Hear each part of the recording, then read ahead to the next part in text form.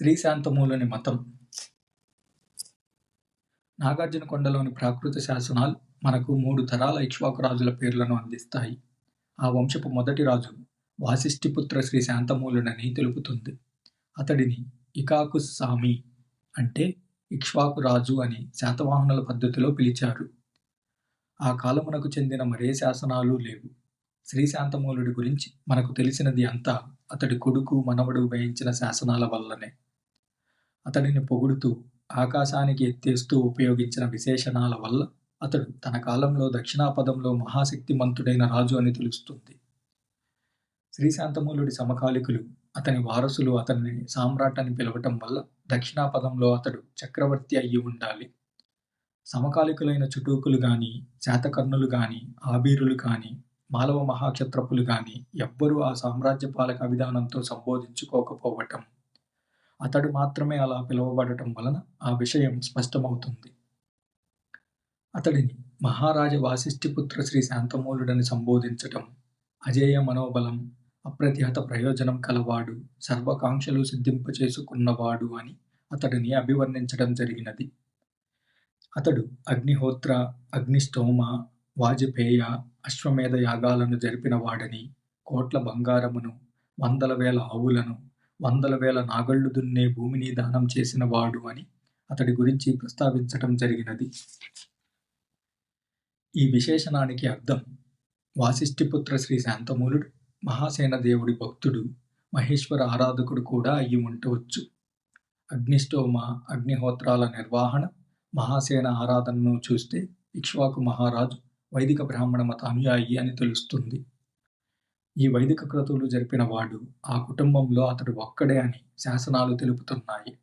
అంటే అర్థం చాలా కాలం ఆంధ్రదేశంలో మూలన పడి ఉన్న ఈ వైదిక క్రతువులను, వైదిక మతమును శ్రీశాంతమూలుడు పునరుద్ధరించాడు అని. శ్రీశాంతమూలుని పూర్వీకులెవరో మనకు దొరికిన శాసనాలు చెప్పవు. సామ్రాజ్య పాలక ఆంధ్రులకు వారు సామంత నాయకులో లేక సామంత రాజులో అయి ఉండవచ్చు. వారి పేర్లు రాకపోవటానికి అదొక కారణమై ఉండవచ్చు. నాగార్జునకొండలోని శాసనముల ప్రకారం శాతవాహనులు పతనమైన వెంటనే ఆంధ్రదేశ సింహాసనంపై తన ప్రముఖ వంశాన్ని నెలకొల్పిన మొదటి రాజు శ్రీశాంతమూలుడని తెలుస్తుంది. సుమారు 1750 సంవత్సరముల క్రితం ఆంధ్రదేశ చరిత్రలో ఘనమైన పాత్ర వహించిన అతడి పిల్లల పేర్లు, అక్క చెల్లెళ్ల పేర్లు, బంధువుల పేర్లను శాసనములు మనకు అందిస్తున్నాయి. శ్రీశాంతమూలునికి ఒక కొడుకు, ఒక కూతురు ఉన్నారు. కొడుకు పేరు మాటరీపుత్ర శ్రీ వీరపురుషదత్తుడు. ఈ పేరు సుమారుగా అన్ని శాసనములలో కనిపిస్తుంది. శ్రీశాంతమూలుని కూతురి పేరు మహాతలవరి అడవి శాంతిసిరి. అడవి శాంతిసిరి మహాతలవర, మహాసేనాపతి, మహాదండనాయక స్కంద విశాఖ నాగుని భార్య. ఈ స్కంద విశాఖ నాగుడు ధనక అనే కుటుంబానికి చెందినవాడు. ఆ రాజ్యంలో అతడు ప్రధాన కులీన నాయకుడై ఉండవచ్చు. మహాదండ నాయక అన్న పదం బహుశా అతడు సామ్రాజ్య బలగాల సైన్యాధ్యక్షుడని తెలుపుతుంది. శ్రీశాంతమూలుడికి 2 సగర్భ చెల్లెళ్లున్నారు. వారిలో ఒకరు మహాసేనాపత్ని, మహాదానపత్ని శాంతిసిరి. ఈమె మీద ఉన్న ఆప్యాయముతోనే కాబోలు శ్రీశాంతమూలుడు తన కూతురుకు కూడా శాంతిసిరి అనే పేరు పెట్టాడు. శ్రీశాంతమూలుని చెల్లెలు అయిన శాంతిసిరి భర్త పూగియ అనే కుటుంబానికి చెందిన మహాసేనాపతి మహాతలవర, మహాకందసిరి. ఆమెకు ఒక పుత్రుడు ఉన్నాడు.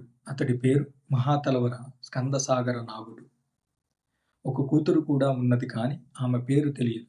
కాని ఆమె శ్రీ వీరపురుషదత్తుని భార్య. ఇక్ష్వాకుల కాలములోనే ఆంధ్రదేశంలో మేనత్త కూతుర్లను వివాహం చేసుకునే విధానం ఏర్పడినది. చక్రవర్తి శ్రీశాంతమూలునికి మరొక సోదరి ఉన్నది. ఆమె పేరు హమ్మసిరి. ఆమె భర్త పేరు కాని అతడి కుటుంబ నామం కాని శాసనములలో ప్రస్తావించబడలేదు. శ్రీశాంతమూలుడికి చాలా మంది భార్యలు, అలాగే ప్రసక్తమైన 2 సోదరీమణులు కాక చాలా మంది చెల్లెళ్ళు కూడా ఉన్నారు. అతడి తండ్రి బహుభార్యా సమినత్వుడైన వల్ల శ్రీశాంతమూలుడికి చాలా మంది సవతి తల్లులున్నారు. ఈ వాస్తవాన్ని శాసనములు నమోదు చేస్తున్నాయి. చక్రవర్తి వాసిష్ఠిపుత్ర శ్రీ శాంతమూలుని చెల్లెళ్ళు, తల్లులు, భార్యలను అస్పష్టమైన రీతిలో పేర్కొనటం వల్ల వారిలో తేడాలను గమనించడం కొంచెం కష్టం. శ్రీశాంతమూలుని పరిపాలనా కాలం పేర్కొనదగింది. అతడు సంపాదించిన విజయాలు అతడి ప్రజల, వారసుల హృదయాలలో చిరస్మరణీయంగా నిలిచిపోయాయి. వేదక్రతువులను పునరుద్ధరించటం, అశ్వమేధ యాగాన్ని నిర్వహించటం అతడి పాలనలోని ప్రముఖ ఘట్టాలు. అవి చాలా కాలం ప్రజల మనసులో నిలబడిపోయి ఉండాలి.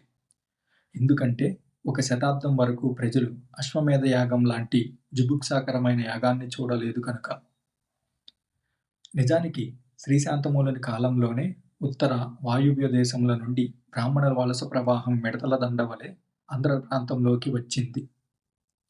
దక్షిణాపథంలో 1 శతాబ్దం తర్వాత వైదిక క్రతువులను పునరుద్ధరించటం, ముఖ్యంగా రాజసూయ, అశ్వమేధ యాగాలను నిర్వహించిన ప్రథమ సామ్రాట్టు అయిన వాసిష్ఠిపుత్ర శ్రీ శాంతమూలుని ఆహ్వానం మేరకే వారు ఆంధ్రదేశంకు వచ్చారు. ఆంధ్రదేశంలో బ్రాహ్మణీయ మతమునకు అది మొట్టమొదటి ఘన విజయం. వలస వచ్చిన చాలామంది బ్రాహ్మణులకు సేద్యపు భూములను కాలపరిమితి లేని విధంగా ఇచ్చాడు. ఇందుకు చాలా భూమిని, అడవిని కొట్టివేసి నివాస గ్రామములుగా, సేద్యపు భూములుగా మార్చటం జరిగినది. అదొక గొప్ప కార్యం. కొత్త గ్రామాలను స్థాపించి బ్రాహ్మణ ఆవాసాలను స్థిరపరిచాడు. వాస్తవానికి ఆంధ్రదేశంలో అప్పటి వరకు అమలులో లేని వైదిక క్రతువులను ఉత్తర, వాయువ్య ప్రాంతముల నుండి వలస వచ్చిన బ్రాహ్మణులు వాటిని వారితో పాటు ఆంధ్రదేశమునకు తీసుకువచ్చి ఆంధ్ర ప్రజలలో అప్పటి వరకు లేని మూఢ విశ్వాసాలనే విత్తనాలను నాటే అవకాశమును బ్రాహ్మణులకు కల్పించినది చక్రవర్తి వాసిష్ఠపుత్ర శ్రీ శాంతమూలుడే.